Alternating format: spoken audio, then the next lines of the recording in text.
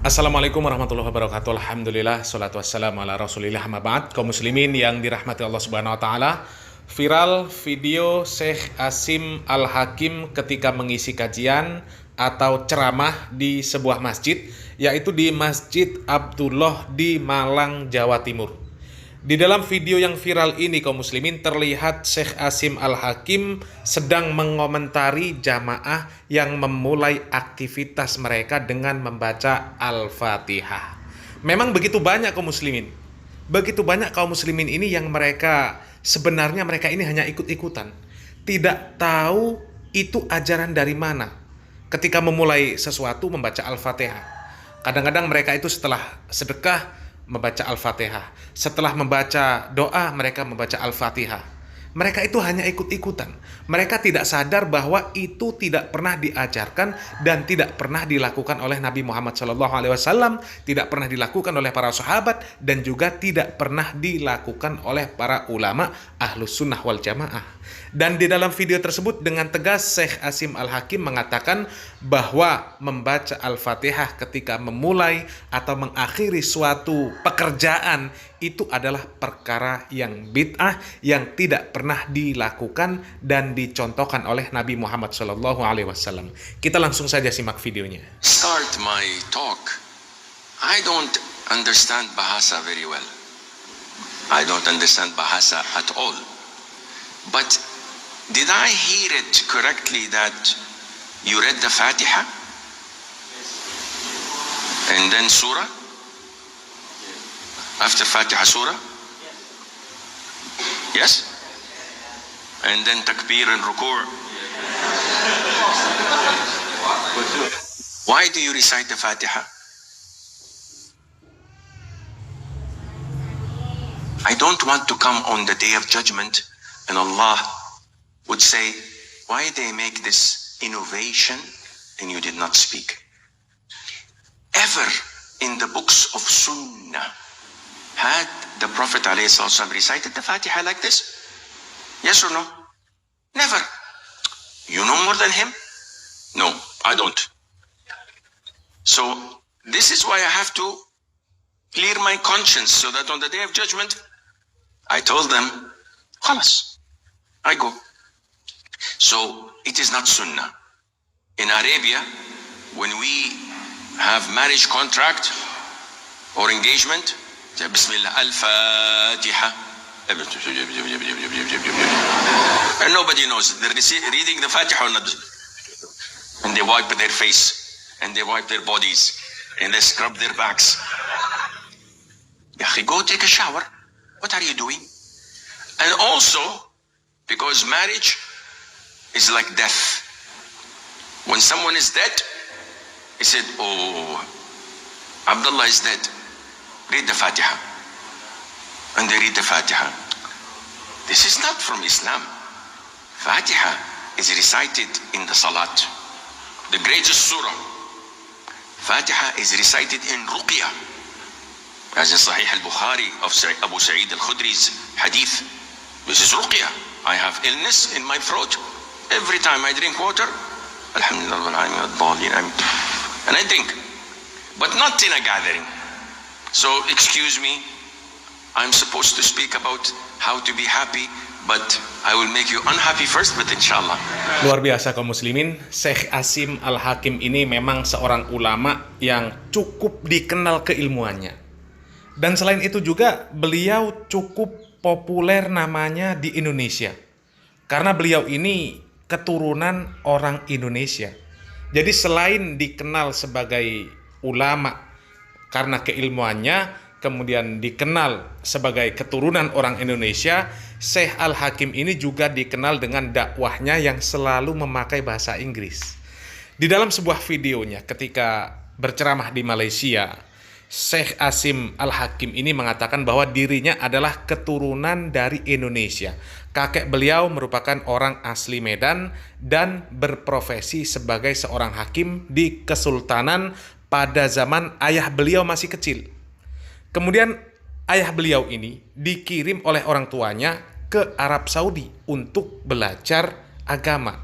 Dan kemudian menjadi warga Arab Saudi, sehingga Syekh Asim Al-Hakim ini dilahirkan dan tumbuh di kerajaan Saudi Arabia. Sampai sekarang kemudian menjadi seorang ulama yang cukup diakui keilmuan beliau.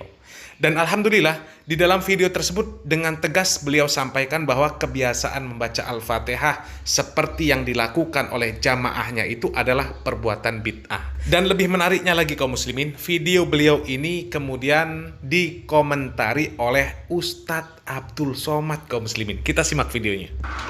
Jamaah ini tak bisa membedakan, dibawanya ustadz yang tak jelas. Saya dapat kabar tadi malam di Masjid Al-Jihad Medan, Masjid apalagi. Padahal ini ustadz ini kan yang biasa mengisi di sini, ustadz yang selalu mengamalkan Al-Fatihah. Dibawa ustadz yang melarang Al-Fatihah.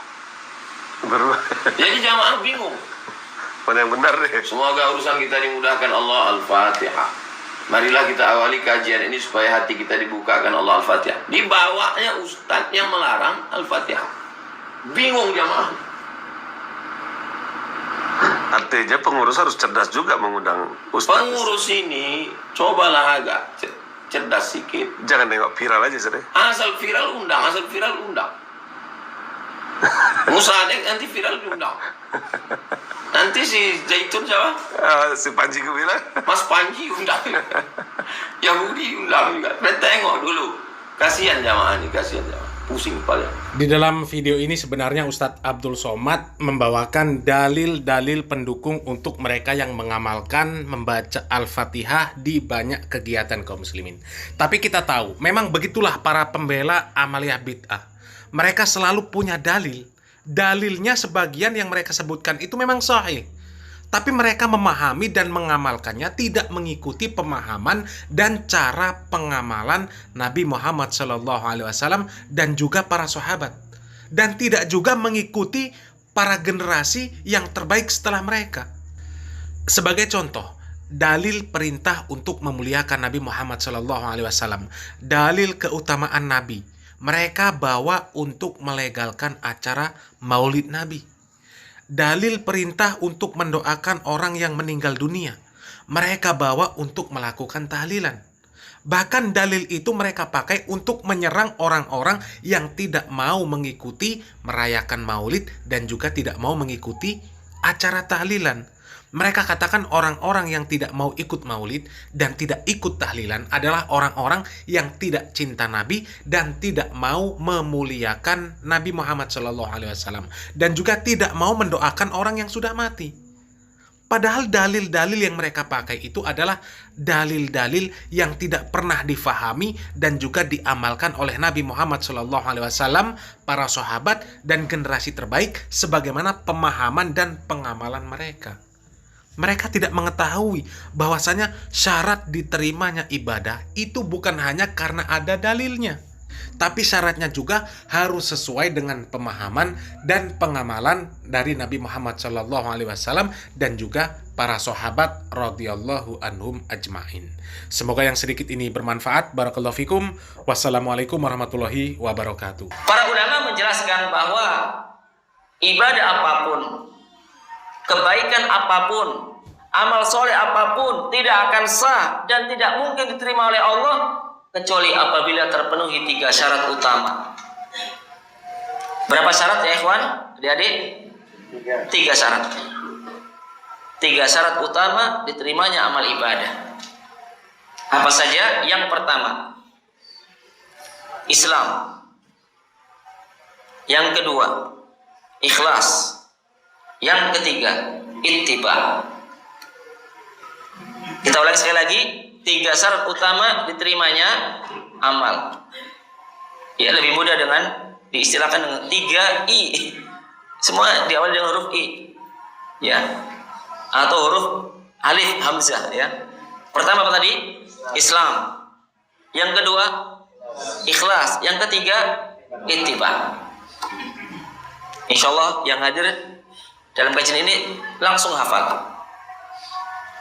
Langsung hafal. Islam, ikhlas, ittiba. 3 syarat ini wajib ada pada setiap amal ibadah yang kita kerjakan.